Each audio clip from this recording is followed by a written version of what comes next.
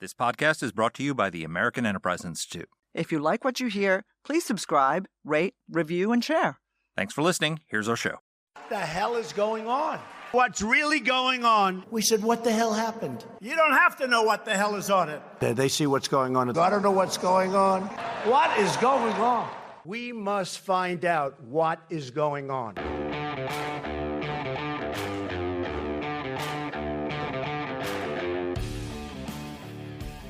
Hi, I'm Danielle Pletka. And I'm Mark Thiessen. Welcome to our podcast. What the hell is going on? What the hell is going on is that 4.5 decades after Ronald Reagan announced the Strategic Defense Initiative, we're finally going to build it.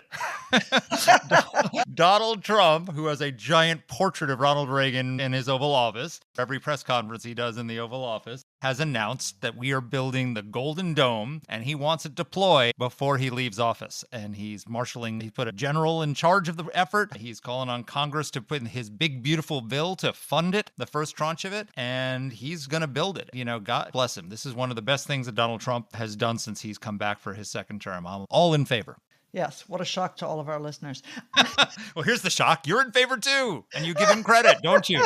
Yes, Yeah. I know. I hate to do it. No, listen, one of the things I like about Donald Trump, and there's a lot in a growing amount that I don't like about Donald Trump, but one of the things I really like about Donald Trump is he is able to think big. He is able to think unconventionally. And I think those are two hugely important traits in a good leader. And, you know, Donald Trump has some stuff going on the other side of the ledger. But when he does these two things, he is at his best. And, you know, you do your 10 best at the end of the year, and this is going to be one of them. 100%. Because the United States has been fearful and complacent for too long. All of our listeners spent 4 years with us talking about how Joe Biden had no policy on Iran, he had no policy on China, and he was afraid of quote unquote escalation with Russia, as if somehow they were not a two-bit power and we were not the United States of America. And that period has to end because that invites attacks. And that's really what this is in response to. Well, what he always said was, we don't want escalation because we don't want Armageddon, right? Well, guess what? If you have a ballistic missile shield that can protect the United States, that takes Armageddon off of Putin's to-do list. And you watch how that crippled his foreign policy, his fear of escalation into a nuclear exchange with Russia. What if we were able to shoot down those missiles, or at least enough of them, that Putin would never launch an attack because he didn't think that he could succeed in getting them through? That was the genius of what Ronald Reagan came up with when he proposed SDI, which was to make nuclear weapons obsolete, at least for our adversaries. He wanted to give them the technology so ours would be obsolete too. I'm not sure Trump is thinking that way. No, let's hope not. Let's hope not. But, you know, our vulnerability, mutually assured destruction, our vulnerability, when you don't have a strong leader in the Oval Office, when you have a weak leader like Joe Biden, who, by the way, during his entire Senate career opposed ballistic missile defense and did everything he could to thwart it. When you don't have a strong leader, then that becomes a deterrent to doing things conventionally to defend America's interests around the world. Having a ballistic missile defense not only can protect our country and protect our citizens, but it enables the United States to lead on the world stage without being fearful that one of our adversaries, be it a rogue state or a major power like Russia or China, can threaten Detroit or New York or Los Angeles with nuclear-tipped ballistic missiles. Yeah, no, listen, you've got to step up to the threat that is, not the threat that you wish existed. And we have been burying our heads in the sand for too long. So Donald Trump is not just talking out of both sides of his mouth. He has also put a request to fund this in the One Big Beautiful Bill Act. What a dumb name. Which is the section 20003. It sounds like a zip code. Enhancement of Department of Defense resources for integrated air and missile defense. While you were speaking, Mark, while your lips were moving, I added the numbers up. $25 billion is in this bill. So this is a big start if they do the right thing with it. And a big question, I think, will be, and we discussed this with our guests, but I think a really critical question is personnel, right? You need the right guy to run this. Neither you nor I know the general who's been put in charge of this. He may be the greatest thing since sliced bread. I don't know. But it requires someone who's willing to break some rules, who's willing to go outside the system and really, really snap heads together in order to get this moving. I hope Donald Trump has his eye on that ball. Yeah. You know what? Who I would have put in charge of of this, if he wasn't otherwise occupied with Doge, was Elon Musk. Elon Musk would have been exactly the kind of person you would want to put in charge of this kind of effort. The guy who invented a rocket that can land, be the right person to build a ballistic missile defense. So maybe Elon is too burned by his experience in government and the attacks on Tesla and all the rest of it, but he'd be a great person. But someone like that is what we need, someone from the private sector. But can I also give a shout out to Ronald Reagan in another way? Do you remember the controversy? We're both old enough to remember it in real time. Others have studied it in the history books about the Reykjavik summit. Yeah, of course. Where Gorbachev offered to eliminate nuclear weapons if only Ronald Reagan would give up SDI. And Reagan said no. And the whole world said, what a terrible decision. What a defeat for arms control. What a massive, massive lost opportunity. Well, I can tell you something.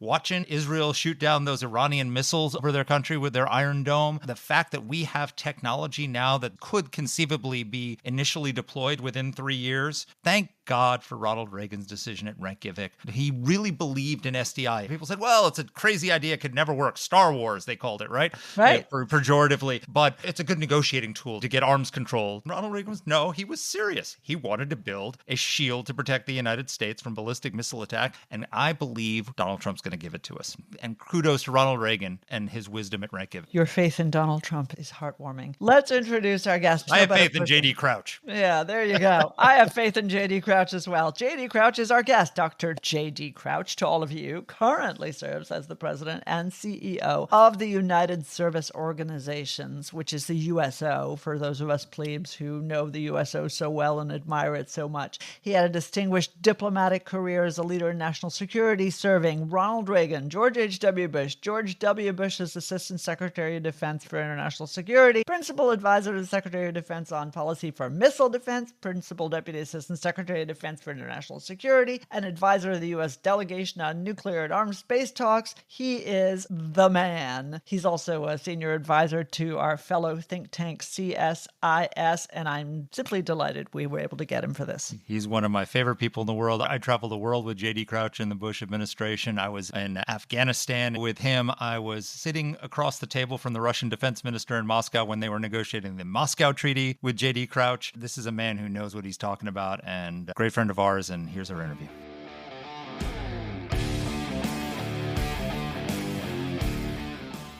JD, welcome to the podcast. Oh, it's great to be here. It's so awesome to have you on, and it's so awesome to have you entering the public discourse again after serving our nation's militaries running the USO. I worked closely with you in the Bush administration, so I know that you're one of the most brilliant foreign policy thinkers, and so love to have you in the debate again. I know that one of your areas of expertise is ballistic missile defense. We both come from the Rumsfeld Pentagon, and Don Rumsfeld was the head of the Ballistic Missile Threat Commission that raised the alarm bell many years ago. We still don't have a big, beautiful shield over the United States, but Donald Trump's going to build one. Just first question, is this a realistic goal to build a golden dome over the United States? Can we actually build an impenetrable shield that will protect us from all the ballistic missile threats that are out there, or is this sort of a fantasy? Well, it's certainly not a fantasy. I think the president's objective is the right one. I don't know that he's ever said perfect. Maybe he has, but nothing can ever be perfect. But can the technology work? Absolutely. In fact, it's old technology, right?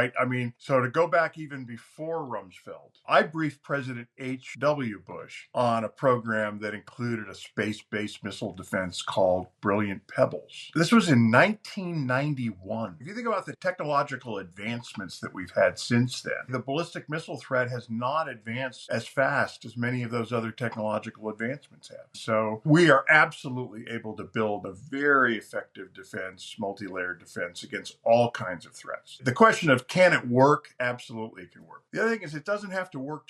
Because what you're trying to do is you're trying to stop a major power like China or Russia from launching a disarming attack against you. They have to calculate getting through that defense. And if it's not 100% effective, it doesn't matter. It is 100% effective at rendering their attack ineffective. And so it bolsters deterrence amazingly. And then if you do have a few missiles shot at it, the North Korean scenario, things like that, those you can easily deal with. So I absolutely think the president's objective is right. So first of all, JD, it is such a pleasure and an honor to have you on. Mark and I are huge JD Crouch fans for many years, and you're a friend too. So Likewise. Even better. So I want to first do a missile defense for dummies exercise. Let's call me the dummy here. Yeah, for Danny.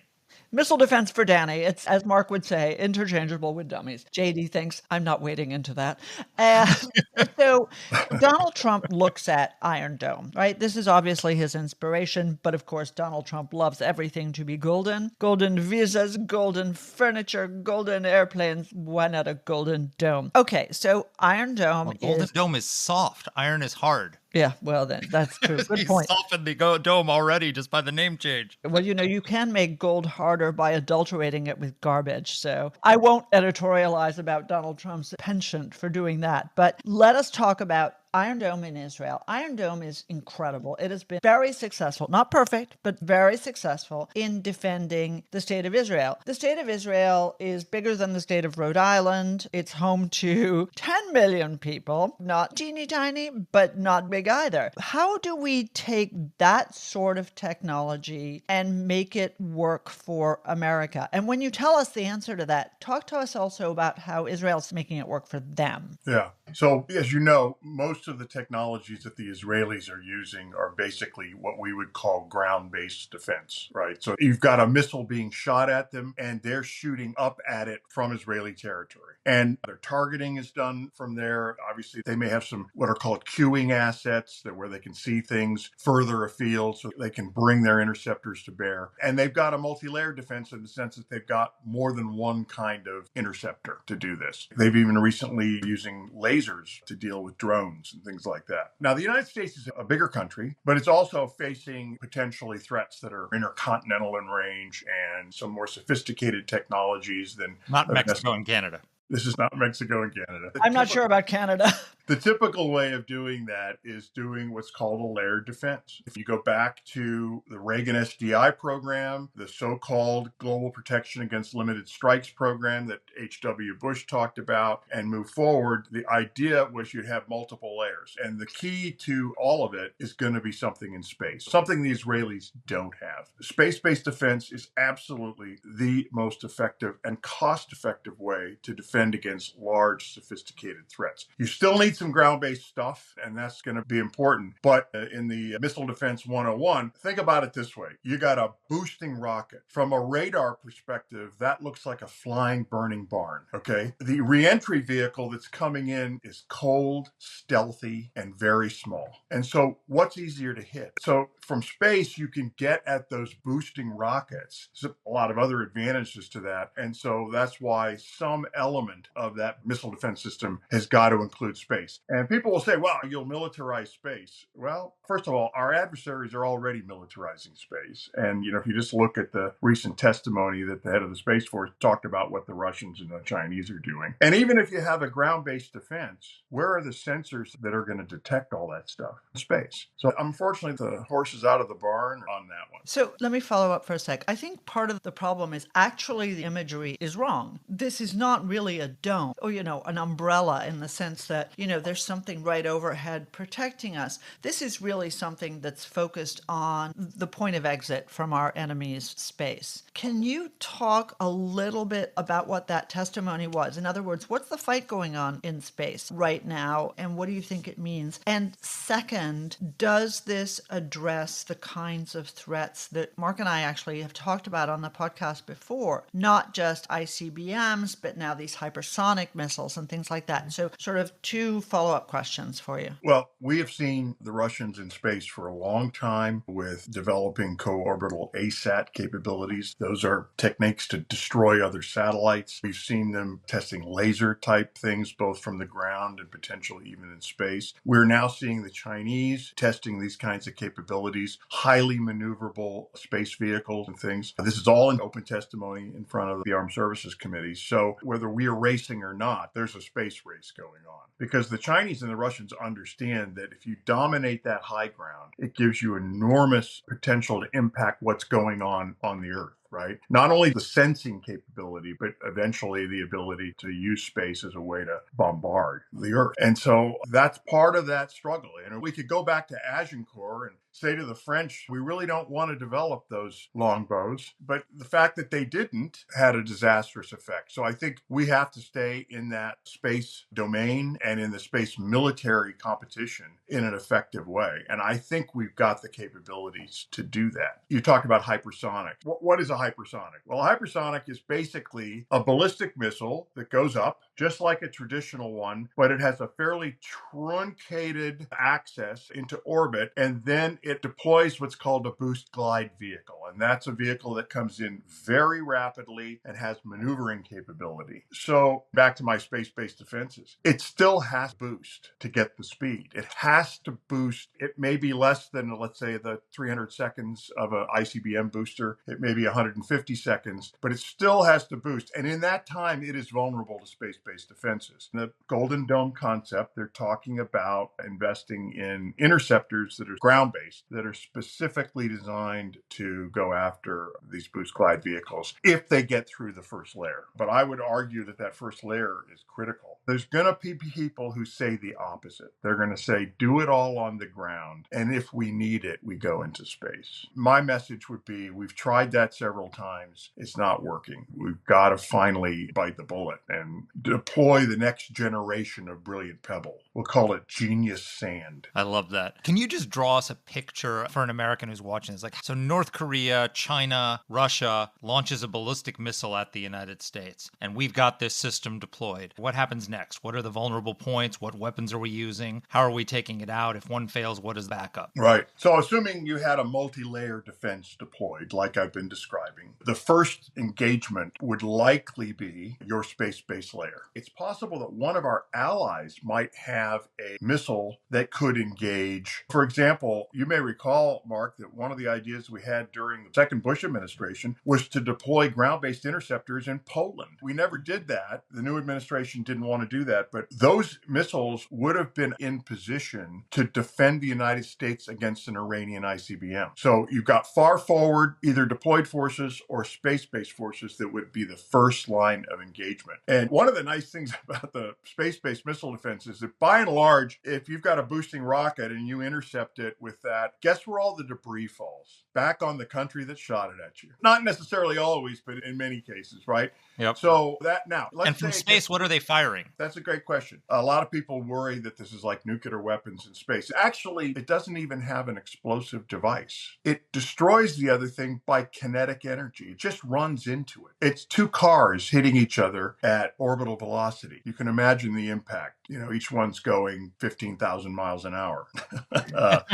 There's nothing left, right? Yep. So, yeah. It's kinetic. It's not a laser or something like that. This is completely kinetic. Yeah. Okay. Now, lasers are an option in space as well, but they have some significant, I think, they're probably from a developmental standpoint, they're further down the road. They have some advantages, but I think also have some vulnerabilities. I thought Israel pioneered that. That's the Jewish space lasers that were starting all the fires, right? Yes, that's right. Okay. It's the Jews. Just as an aside. All right. So I know nothing about that. That's right. Plain ignorance. Anyway, so yeah. Now let's say it gets through that. Then you've got ground-based interceptors, and one of the things you'll remember, Mark, during the Bush administration, we got out of the ABM treaty. Mm-hmm. And getting out of that treaty freed the country to be able to integrate all of its missile defense technologies. Some of our best radars are actually out on ships. The Aegis radar that sits on destroyers, cruisers. We've even deployed them on land now in Romania and places like that. And those things can see small objects in space. And so they would direct interceptors, again, kinetic, no warhead, out into space and smack into that warhead and destroy it. That's in the so-called mid-course. So we have a boost, a mid-course, and then we have a terminal phase. Let's say it gets through that. Now it's coming into the atmosphere. It's coming very fast, very hot. And at that point, you can have an interceptor like THAAD or even potentially Patriot that can be used depending upon the target. But that's the worst place to defend is the terminal phase. It's hard. And so you don't want to get there, but you can. And in that case, you might use the Patriot has a warhead on it, but it's not a nuclear warhead. It's just an explosive warhead, similar to a few hundred pounds of TNT. And there are other ways, but those are the main ways that we think about a layered defense where you're attacking in all courses of flight. And then what about a cruise missile that doesn't leave the atmosphere? Could space-based weapons take that out too? Depending upon how high it's flying, there's a possibility, but probably not in most cases. You would need some other kind of air defense. And that's where something like Patriot would be very useful. Or the Israelis developed a system called Arrow that was capable of doing those sorts of things. So you still need a theater layer, right? And you need that also because if you're going to have expeditionary American forces going into places, they're going to need some organic air defense. Those defenses look more like the defenses you would use to shoot down airplanes. So one of the things that I think is good for us to think about in a general sense is this warning that we have been increasingly agitating about, which is the cooperation between our enemies, what Mark and I still doggedly call the axis of evil, right? And we're seeing this in theater in Ukraine, but we're also seeing stepped up cooperation between the Chinese and the Iranians, the Chinese and the Pakistanis, the Chinese and the Russians, the North Koreans and the Russians and the Iranians. There's a whole world of naughty going on out there, and unfortunately, the battlefield experience that we're seeing the Ukrainians garner, and this drone attack that just happened is, I think, really amazing evidence of that expertise. Learning in the field is also being used to understand better how we will defend ourselves. Can you talk a little bit about what you can call it the axis of evil or not, but what these guys are up to and why this represents a greater danger than perhaps the one we faced over the last few decades? Yeah. Well, I would argue that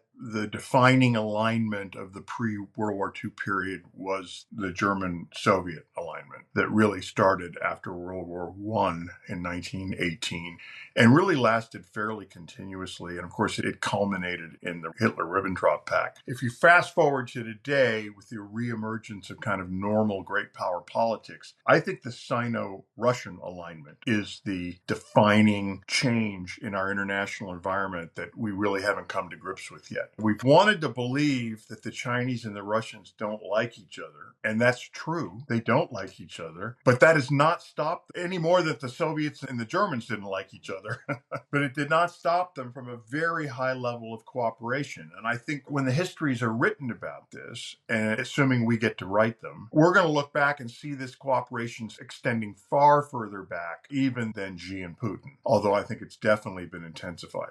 Our old mentor, Don Rumsfeld, loved to talk about, known knowns and known unknowns and unknown unknowns. I think there's definitely unknown unknowns in the level of cooperation. We keep seeing this get peeled back, Danny, where people say, oh, no. The Chinese aren't really helping the Russians on the battlefield. Well, then we find out that, oh, no, actually they are. And then we get denial about, does the Chinese Communist Party know about it, right? As though the Chinese Communist Party doesn't take notice of things like this.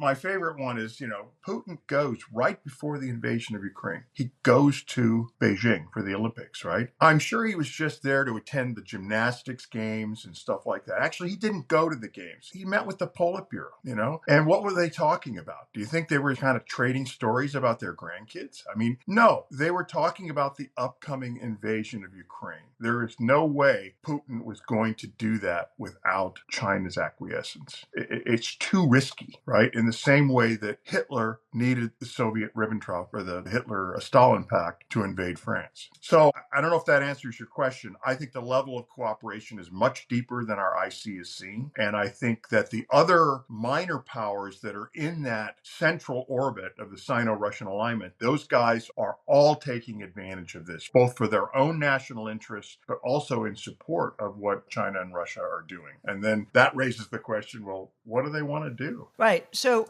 two questions for you. One, what do they want to do? And two, one of the things that I know you pay attention to, and we pay a lot of attention to, is the downstream effects of this, right? Where, if you hark back to Desert Storm storm and the first Iraq War, we were talking about the first outing of the Patriot missile and Saddam Hussein having those Scud Cs, right? Those dumb, can't aim them missiles. Now, it's not just that the bad guys don't have Scud Cs, but have much more sophisticated attack and defense, surface to air, but that they are providing them. So we see that Hezbollah was using precision-guided munitions against Israel. We see that the Houthis now have turnkey factories where they're producing precision-guided munitions. Talk a little bit about what the danger is there and also what the bad guys want to do with this stuff. Yeah. Well, just parenthetically, I'll add, at the end of the Gulf War, I was in the Pentagon, and we did an analysis of if we'd had brilliant pebbles, what would we been able to do with it vis-a-vis those Scud attacks? We ran the actual trajectories against a baseline pebbles constellation. And the conclusion, we could have shot over 90% of them out of the sky. Okay. Oh, cool. That was back in 91. So, technology gets out, but I think this is more than technology getting out. This is cooperation. This is trading. This is diversifying supply chains. If you're a Russian and you're thinking about where am I going to get stuff that I need? Yeah. Why not Iran? Why not North Korea? Why not China? I need these things and I need them now. So broadly, yes, this has been happening for a long time, actually. It's not the beginning. If you think about what are the origins of North Korea's missile program, we've long felt that there were other countries that were helping develop those technologies and enhance them. Now, I don't think the Russians and the Chinese view, quote, proliferation the way we do. I think they view it differently. I think they say proliferation can be good and proliferation can be bad. If my enemies proliferate, that's bad. If my friends proliferate, that's good. And so they're willing to share these technologies and help proliferate them. And now, I don't know that China and Russia have an end state, but I certainly know this. It has always been Russian policy. It is the most expansionist nation on earth, right? It has always been Russian policy to try to dominate the rimlands of Eurasia. And I think the Chinese feel the same way. If they can create essentially a world island in which the United States has to ask permission to have access, that would be a very satisfying world for Putin and Xi. Now, it's a long way off, and it doesn't necessarily have to get there through some kind of military conquest, like the Chinese or the Japanese and the Germans during World War II. It can get there essentially where people understand where their bread's buttered. So let's talk. Use that analogy. Chleb, as they say, where your chleb is buttered. Let's talk about the question of speed in deploying this versus advanced technology, right? So Trump has set a goal of this being deployed before he leaves office. So we're talking three and a half years, at least getting this up and running. That would argue that you're going to be relying primarily on existing legacy technology, 30, 40 years old technology. Things have been in development by big contractors. There's some people who are saying, well, the missile threat is going to accelerate over the next 10 years at all these advances in hypersonics and other things, and we should really be turning to the Palantirs and the SpaceXs and these advanced companies to design new things to take this stuff out. Where do you fall on the legacy technology versus the innovation question and the speed versus, looking over the horizon and how the threat's going to develop? Should we do both? If the president asked me that question, right, I would say, Mr. President, if you leave the kind of normal procurement system to itself, you're going to be disappointed. And if you look back at your predecessor, like Air Force One and how quickly they developed that, you're going to love the Golden Dome, right? Yeah, if you look back, leaving that one aside, if you look back at the global war on terror, almost every one of the major innovations and systems that was deployed outside the procurement system, right? All the way down to little small technical things, but all the way up to big MRAPs and stuff like that. If they'd gone through the normal process, we'd still be going through the normal process. So you're going to need some kind of procurement authority. You need a Leslie Groves, right, who built the atomic bomb, who can drive the process, who can move resources around, who can get stuff done. Second, you absolutely need to rely on the private sector and the SpaceX's and people like that. Again, I have no investment in any of that, but I think it's critical that we take advantage of what they know how to do. Go back to my space-based layer, and I'll give you an example. One of the biggest problems back in 1990 was we'd never built thousands of satellites before. Guess who has? Elon Musk. People said, oh, you could never operate a constellation of 2,000 satellites. He's got 7,000 satellites. satellites, right? And he's figured out how to put them into low Earth orbit and drive the cost in then year dollars down from $50,000 a kilogram to $2,000 a kilogram. So the ability to use some of the AI, some of the shrunken electronics, some of the new power systems, all that comes out of the private sector. And that's what has to go into building a new genius sand interceptor, right? I mean, it really ought to start there and then focus on the second question, which is getting from that development to fast rate production. This country's done this before, We put 1,000 ICBMs in the ground in 3.5 years. But the guy, Bernie Schriever, who was a colonel back then and became a 4-star general, was basically given unlimited authority to go do it and get it done. So I would say it's an authorities question, and harness the private sector are the right ways to do it. Right. I couldn't agree with you more. I mean, that's the shame of what happened with Elon Musk, is that someone who is so capable at thinking outside the box, his reputation has really been damaged. And I suspect that his desire to work with the U.S. government is probably more limited than it was before his adventures in 2025. Okay. So when Ronald Reagan came out with this idea, Strategic Defense Initiative, the idea was essentially a golden dome over the United States. We were going to build an impenetrable shield to protect the United States. His goal was to make nuclear weapons obsolete, right? And then the Cold War ended, and we sort of limited our scope down to,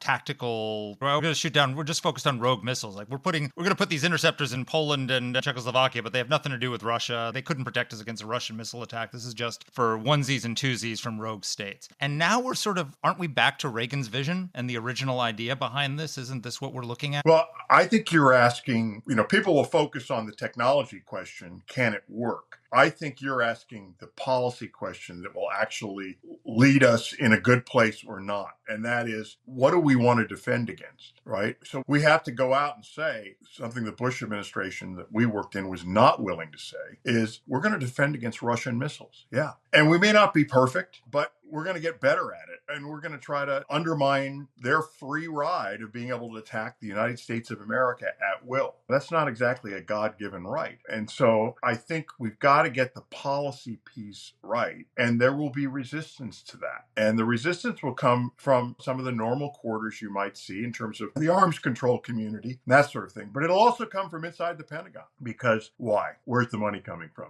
Whose budget is going to be cut to fund this, right? And look, I understand if I'm the chief of staff of the Army, the Navy, or the Air Force, I have to have capable armies, navies, and air forces. Where does this fit? Now, again, President Trump in his first term created something called the Space Force. And he did it, I think, in part for this reason, that there has to be an institutional player. So one of the things that has to happen is there has to be some juice given to that institutional player. There has to be some strong support, right, to say, all right, this is a chief of staff of a Space Force that's an equal player in the Pentagon debate over resources, and we're going to have to find the resources to do that. So it's not going to be easy, but yes, the short answer to your question is we're probably back facing that question. The Russians have 400 or 500 ICBMs. The Chinese have got 300 or so. Those are a lot. Those are big numbers, but they're not impossible to solve. So we're going to have the whole mutually assured destruction, mad is nuts debate from the 80s all over again, what you're saying now. We could. There could be advocates who say, the mutual assured destruction argument is we're safer if we're more vulnerable. Yeah. Nobody believes that anymore. I think there are a lot of people who I'm believe actually that. I'm thinking that there's going to be a core, maybe even on both sides of the aisle, that sort of step back for this and say, no, we need, there'll be quibbles about what it ought to be and how big it ought to be and all that, but there are going to be at least some supporters on both sides of the aisle for this. And then let me ask you about this. Let me ask you about this strike that we just saw. The Ukrainians launched this very innovative strike that apparently took out like 30% of Russia's strategic bombers by taking drones into the country and flatbed trucks, building these wooden huts, which were remotely it's just one of the most brilliant attacks. We're going to be learning so much from the Ukrainian war on Russia that's going to inform the future of warfare. But, the Golden Dome can't stop that, can it? No, not drones on flatbed trucks. Absolutely not. By the way, I'll give you a little vignette. When we went to the Kremlin, I was in the Kremlin on September 11th, 2001, and we were sitting across from the Russians, and we were negotiating over missile defense and strategic weapons and all that kind of stuff. And we have the press conference afterwards, and about the time of the press conference, the first tower goes down.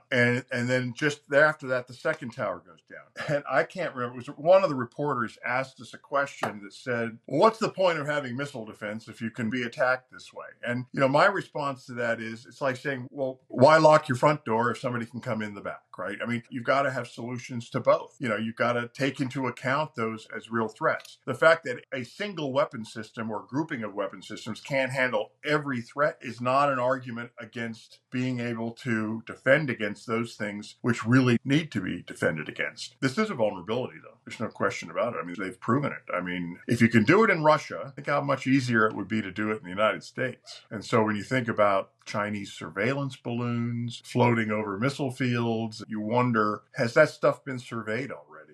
Are there people thinking about that problem? One way to neutralize a boosting ICBM, we talk about boost phase. What if you have a 30-06 rifle, and you're sitting next to a missile silo when it comes out, or a shaped charge or something like that? So there's high tech and there's low tech, and you got to deal with both of them. And there's deterrence. At the end of the day, that's the other thing, that all of the Strategic Defense Initiative, the brilliant Pebbles, all of these brilliant American innovations were deterrence. And part of what's happened over the last decade plus is that our deterrence has eroded in a very serious way, as has our ability, frankly, to invest in R&D. Everybody ridiculed Ronald Reagan. I remember being at the Heritage Foundation in the early 1980s and just listening to a defense of this and Edward Teller talking about this. Absolutely every major newspaper attacked these ideas. But, as much as I hate to give Donald Trump credit, I think that this is the kind of, I'll use the communist term, great leap forward that is required to restore deterrence. We need the innovation that comes not just from this idea, but from developing it further, don't you think? Absolutely. And so if you go back and look at the nuclear posture review that I was involved in writing back in 2001, we created a new triad. Remember, the triad used to be ICBMs, submarine-launched ballistic missiles, and bombers, right? We created a new triad, and one leg of that triad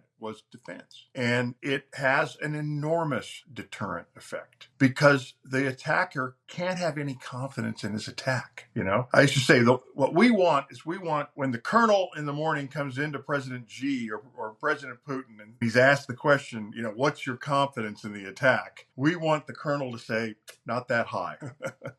Every morning. And if we can do that every morning, right, then we win, right? So I think deterrence is key. The Golden Dome doesn't have to be perfect to work perfectly. Yeah, no, I think that's absolutely brilliant. I think that's totally true. Okay, so we've kept you, as usual, longer than we promised. This is fun for me. Yeah, well, it's great fun for us, too. And that's why we always lie about how long we're going to keep people. We'll just keep you for half an hour. Almost literally, except for that one guy who spoke the entire half hour.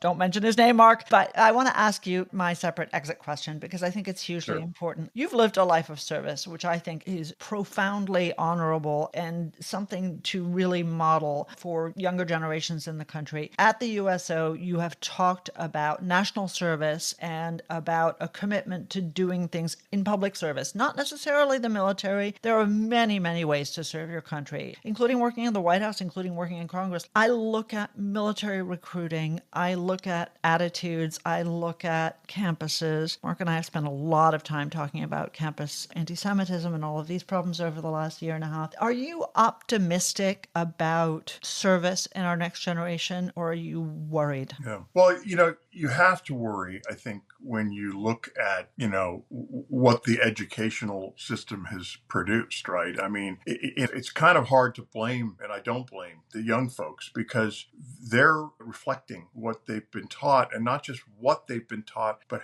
how they've been taught. It seems to me like there's less critical thinking skills being conveyed. And I'll give an example of that, which is really, you'll laugh, back to Brilliant Pebbles. Do you know where it came from? Nope. Edward Teller. Yeah.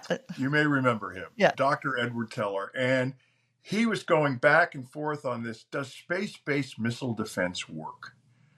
So he took two of his most brilliant students, Lowell Wood from Lawrence Livermore and Dr. Greg Canavan from Los Alamos. And he said, all right, you guys, one guy build space-based defense that works, the other guy attack it and kill it and destroy it and just keep doing that. And that's how they evolved Brilliant Pebbles, to the point where the guy who had been given the destroy mission put his hands up and said, I lose. That's the kind of, we're now taught what to think. We're not taught how to unpack problems and that sort of thing. So I think if we can get back to there, and I'm shameless plug, I mean, I think schools like Hillsdale, places like that are creating young minds that are doing that. And it doesn't take that many young minds to make a difference. So I remain optimistic. I mean, I think people will be drawn to that in the end, but it's a tough way back. It's been a long time since we've had an educational system that didn't always have the right answer that it conveyed to people. And you see it, as you mentioned it, you see it with the support for the last October's a terrorist attack that killed all those people. It's just incomprehensible to me. Yep. Are you worried about the lack of patriotism in the tech industry? So you've had you have great companies like Palantir and Alex Karp, who's an absolute, he says, my reason for living, my reason for getting up every day is to defend Western civilization and use my technological talent to defend Western civilization. But then you've got, these protests at some of these, major companies where they're like, we don't want to work for the defense industry. We don't want to build weapons. There seems to be like a whole sector of the Silicon Valley that just doesn't want to rally around the country and defend the country. They think that that's evil and that they shouldn't be doing that. What do you think? I think the leaders of those companies, by and large, have had an epiphany over the last few years. And it's going to require them to lead their people back to this. And I think they've had that epiphany for a couple of reasons. One is they realize that the basis on which they can do their business requires an international system where the rule of law has some meaning, right? And I also think a second reason is a lot of them, were thinking China was the big bet, and now they realize it's not. That what China is the place that you get your technology stolen and replicated. And I do believe many of those leaders are genuinely patriotic in the way that they look at it. So, yeah, they're dealing with workforces that are diverse and have the same, in some respects reflect some of the stuff that's going on in the universities that Danny and I were just talking about. They've got the same set of problems. It's going to take leadership. They're going to have to stand up and make the argument, and they're going to have to enforce it, and that's the hard part. But again, I think there's just way more patriotic Americans out there than people. They're quiet. They tend to be quiet. And so I'm not a pessimist on that in the long run, but the short run is going to be difficult. Is there a golden dome in 3 years? Probably not, just because of how long it takes to do those things. But I think you could get it, I think, to the point, if you really got serious about the testing. And I think the president has to put somebody who really thinks if we don't perfect this technology in the next 3 years, we're going to lose the war. He needs somebody like that, right? Like Groves, to kind of drive that forward. If he does that, I think you can get very close to actually putting up some of the first stuff that you need. But it won't be fully constructed and fully completed. That would be my guess. President's a CEO. He knows that if you ask for it in 3 years, you might get it in 4. He may ask for it in 2 years, and then hope to get it in 3. JD, thank you. Thank you for your service, as always, but thank you for being our friend and for doing Missile Defense for Dummies for Danny Pletka. Smart people like me. And there you have our valedictory point. Thanks, JD. It's so great to have you. Great to see you. All right.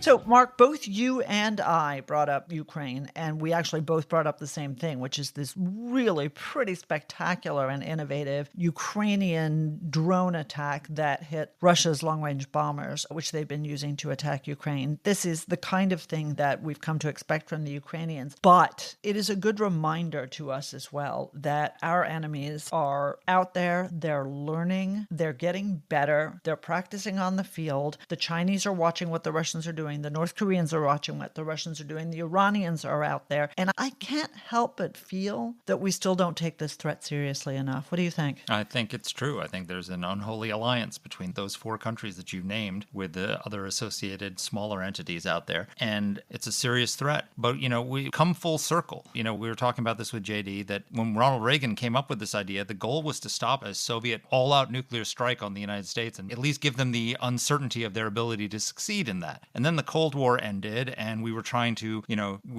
have good relations with China, have good relations with Russia. And so we said, oh, well, this isn't aimed at stopping you. It's aimed at stopping Iran. It's aimed at stopping North Korea. We know we can't build a shield to defend against a massive, Soviet-Russian attack or a Chinese attack, but we can stop onesies and twosies from these rogue regimes, and that's what our goal is. Well, no, now we're back to square one. No, I shouldn't say square one. Now we're back to the original objective, which is to stop a massive nuclear attack by Russia, by China. That's the right objective. And by the way, that can also stop a North Korean or Iranian nuclear attack as well. We're back to where we should have been from the beginning. We're back to Ronald Reagan's vision, and it's the right vision for the country. And on that uplifting note of the right vision for the country based on our Ron-Con ideals. There you go. We're bringing it.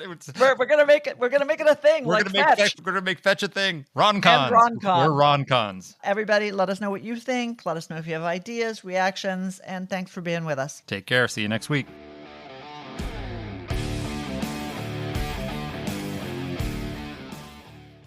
Let us know what topics you'd like us to cover. You can get in touch with the show by emailing us at whatthehell@aei.org. Or you can reach us on Twitter. I'm at @dpletka. And I'm at Mark Thiessen. That's Mark with a C. Please rate and review the podcast. If you like the show, please subscribe, share it, comment on Apple Podcasts, or wherever you're listening to this. Thanks for listening.